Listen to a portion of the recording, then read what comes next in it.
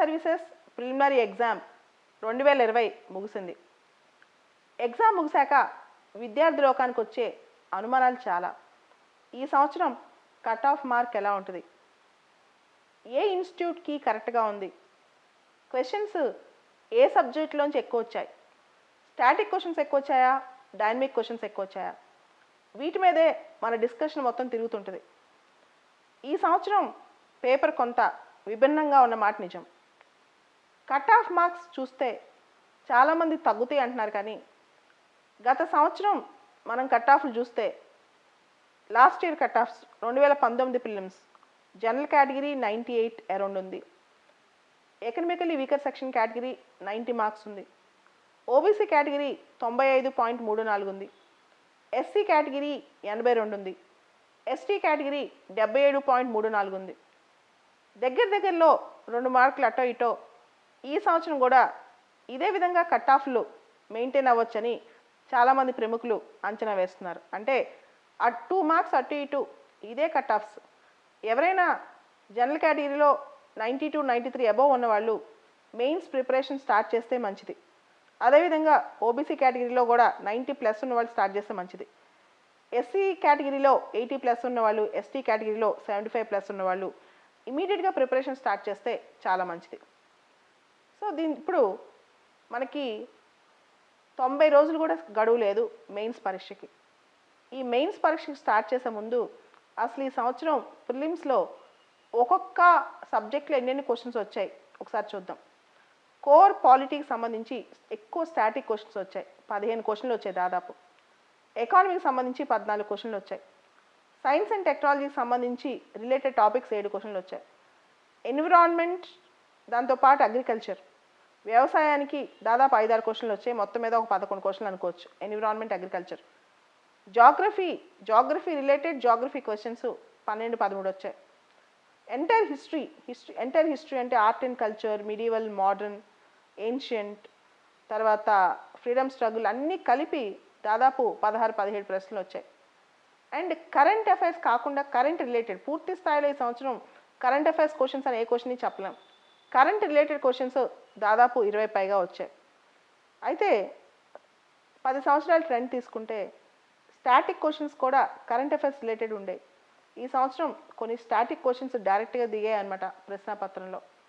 So దీన్ని బట్టి చూస్తే యూపీఎస్సీ అనేది మనందరికీ తెలుసు, యూనియన్ పబ్లిక్ సర్వీస్ కమిషన్, కానీ చాలామంది అంటుంటారు అన్ప్రిడిక్టబుల్ పబ్లిక్ సర్వీస్ కమిషన్ అని. సో క్వశ్చన్ పేపర్ ప్యాటర్న్ ఎలా ఉంటుందో నిజంగా అంచనా వేయడం కష్టం. కాకపోతే ఎవరైతే సీనియర్స్ ఉన్నారో 2-3 సంవత్సరాల పాటు ప్రిలిమ్స్ రాసి ప్రిలిమ్స్లో బాగా నిష్ణాతను పొంది అన్ని సబ్జెక్టులు బాగా చదువుకున్న వాళ్ళు ఉన్నారో వాళ్ళు చాలా వరకు దీని మీద సమాధానాలు పెట్టగలిగారు.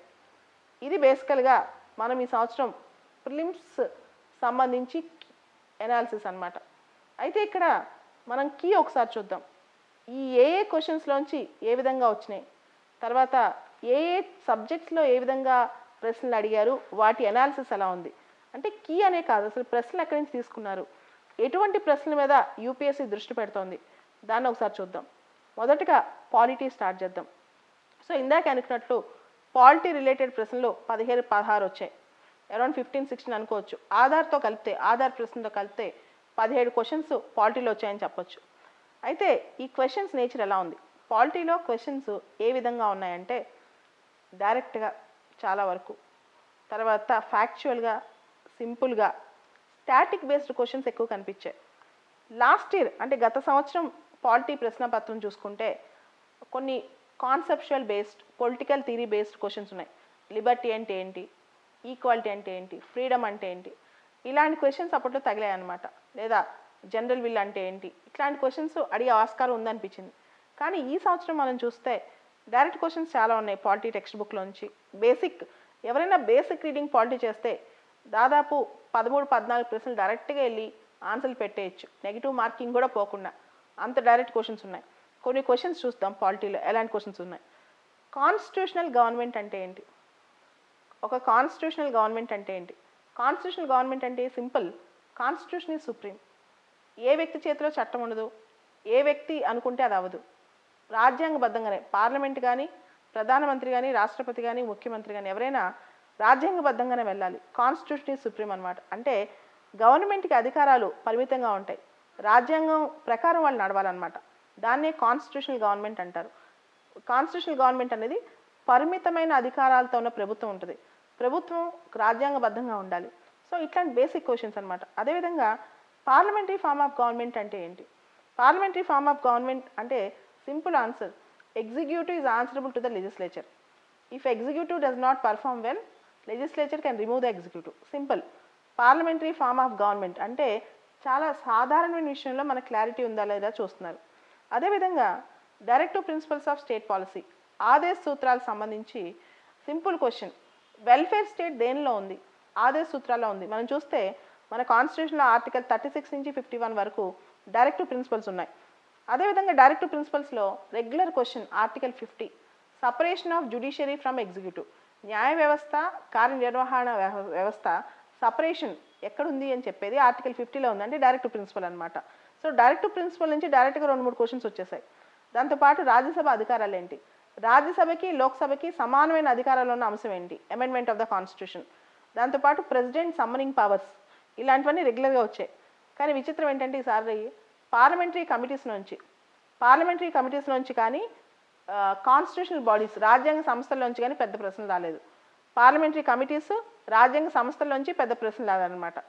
ఇవి బేసికల్గా పాలిటీలో వచ్చిన ఇంపార్టెంట్ క్వశ్చన్స్. దాంతోపాటు ప్రియాంబుల్ రాజ్యాంగంలో భాగమా కాదా, సపరేట్గా ప్రియాంబుల్కి ఎన్ఫోర్సిబిలిటీ ఉంటుందా, అంటే పీఠిక రాజ్యాంగంలో ప్రవేశం గురించి ఒక క్వశ్చన్. దాంతోపాటు బేసిక్గా జ్యుడిషియల్ రివ్యూ గురించి ఒక ఐడియా. ఇవన్నీ ఐడియాస్ ఉంటే ఈజీగా పాలిటీలో ఆన్సర్స్ పెట్టే అవకాశం ఉంది. బేసిక్ స్ట్రక్చర్ యాక్చువల్గా రాజ్యాంగంలో డిఫైన్ అయి ఉందా లేదా, బేసిక్ స్ట్రక్చర్ అనేది ఎవాల్వ్ అయింది, రాజ్యాంగంలో డిఫైన్ అయ్యలేదన్నమాట. సో ఇదంతా కూడా పాలిటీ గురించి అడిగిన ప్రశ్నలో ఒక సారాంశం.